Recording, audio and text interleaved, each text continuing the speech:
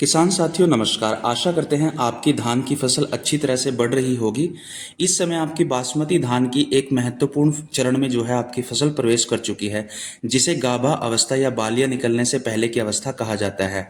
यह वह समय है जब आपकी फसल को दिए गए पोषण और देखभाल का सीधा प्रभाव उसके उत्पादन पर पड़ेगा। दोस्तों, अक्सर देखा जाता है किसान इस महत्वपूर्ण चरण में लापरवाही बरतते हैं, जिसके कारण अच्छी फसल होने के बावजूद भी उत्पादन कम मिलता है।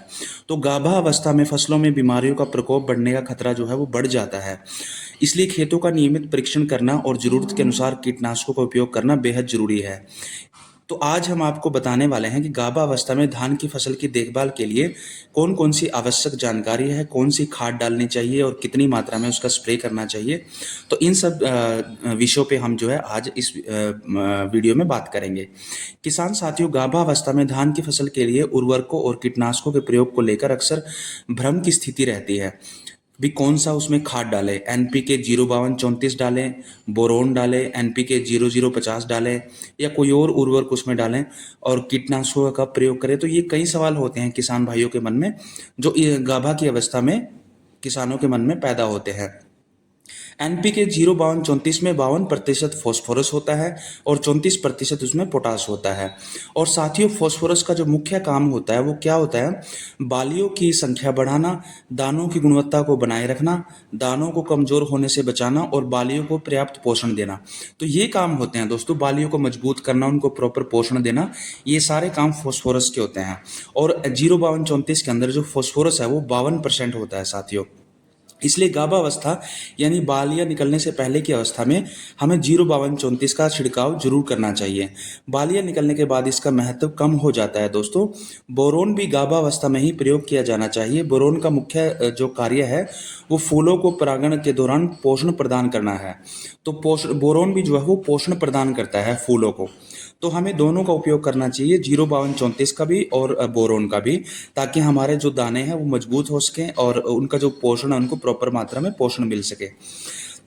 हालांकि बोरोन का अधिकतम प्रयोग 100 ग्राम प्रति एकड़ से अधिक नहीं करना चाहिए। दोस्तों, बोरोन का जो इस्तेमाल है आपको वो 100 ग्राम प्रति एकड़ ही करना है, उससे ज़्यादा बोरोन नहीं डालना है। साथियों, गाभा अवस्था में धान की फसल के लिए एनपीके 05234 और बोरोन का छिड़काव करना बहुत फायदेमंद होता है। इससे क्या होगा दोस्तों, इससे फसल को सभी पोषक तत्व जो है वो उचित मात्रा में मिल जाएंगे। उसके बाद हम बात कर लेते हैं दोस्तों, धान में पोटाश का क्या महत्व है। अब एनपीके के अंदर 05234 में क्या होता है, 34% पोटाश भी होता है साथियों। तो पोटाश का क्या महत्व होता है किसान साथियों, हम जैसा कि जानते हैं कि धान की फसल के लिए उर्वरकों का सही उपयोग बेहद ही जरूरी है। पोटाश भी एक ऐसा पोषक तत्व है जिसका धान की फसल के लिए विशेष महत्व है। पोटाश का मुख्य काम बालियां निकलने के बाद शुरू होता है। यह पौधे द्वारा पत्तियों में बनाए गए भोजन को धान की बालियों तक पहुंचाने में मदद करता है। तो मेन काम जो पोटाश का है वो है ट्रांसपोर्टेशन का काम। धान की बालियों तक, पत्तों से लेके धान की बालियों तक वो भोजन को पहुंचाता है साथियों। तो पोटाश का हमें बहुत ही मुख्य तौर पे ध्यान रखना है जब बालियां निकलने का समय आता है या गाभा के जब समय आता है।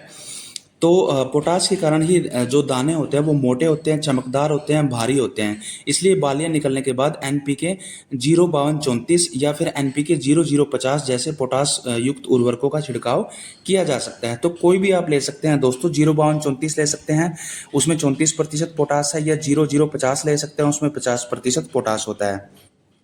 हालांकि यह ध्यान रखना महत्वपूर्ण है कि दवाइयों के साथ एनपीके उर्वरकों का सीधे मिलाकर छिड़काव करने से दवाओं का प्रभाव कम हो जाता है और पत्तियों की नोक पीली पड़ सकती है। इसलिए बाजार में एचडी एनपीके उपलब्ध है, इसे दवाइयों के साथ मिलाकर छिड़काव किया जा सकता है।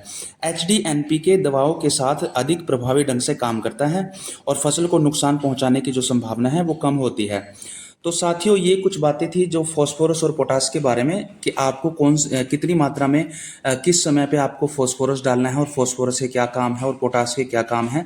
तो साथियों, कुछ और बातें हैं जिनका आप ध्यान रख सकते हैं, जैसे कि धान की फसल में बालियां निकलने के समय स्प्रे करने का समय और तरीका बहुत महत्वपूर्ण होता है।